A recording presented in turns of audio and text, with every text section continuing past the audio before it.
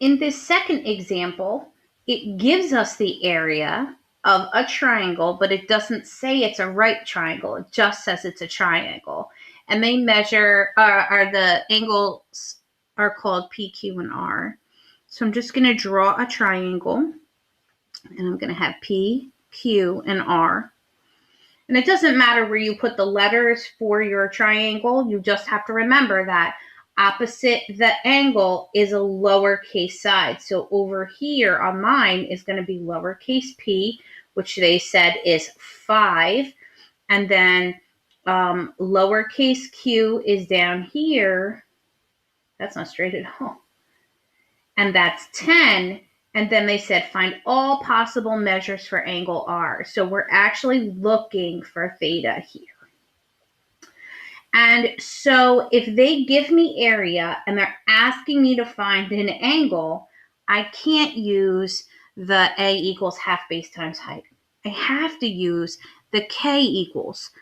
So K equals 1/2 AB sine of C. And remember that these two just represent the side lengths. So 5 and 10 are the side lengths.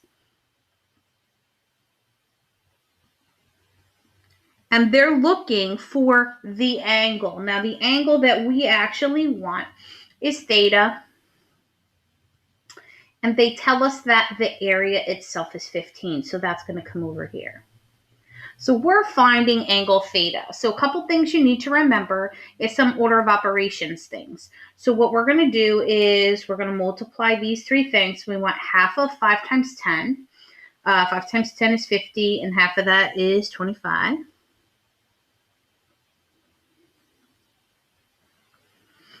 We want to get the sine theta by itself, so we're going to divide both sides by 25 because that's a multiplier. And this turns into an inverse because when we're trying to find an angle and we've got a ratio, we're going to do the inverse of sine to find theta. So I'm going to type in inverse of sine of 15 divided by 25, and that's going to give me what theta is. So I've got my calculator. I'm in degree mode, I hope.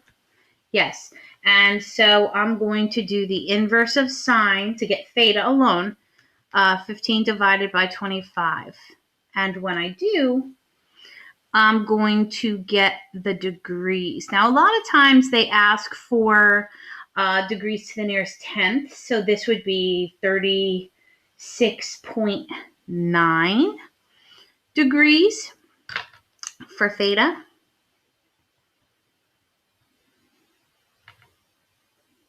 But we're not done. And this is the part where I need you to pay real close attention. You see, if we go back to our regular trig of all students take calculus, we know that sine is positive in quadrants 1 and 2. And we know that quadrant 1 angle is 36.9 degrees. That's quadrant 1. But we also need to see if quadrant 2 works. In order for us to do our quadrant 2 angle, what we would have to do is we would have to subtract it from 180 degrees. And see if it's viable. So we're going to take 180 and subtract 36.9. And when we do, we get 143.1.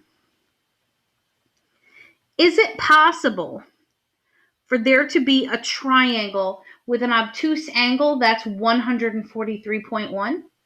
Absolutely. Because if we only know this angle, these two could be whatever, but this one is under 180 degrees, so there's enough room for it. So the two possible measures for angle R are going to be in quadrant 1, 36.9 degrees, that would be the acute angle, and also quadrant 2, which is 143.1, because that is a possibility for an angle measure in a triangle. So you have two distinct answers here because of the fact that sine belongs positive in quadrants 1 and 2.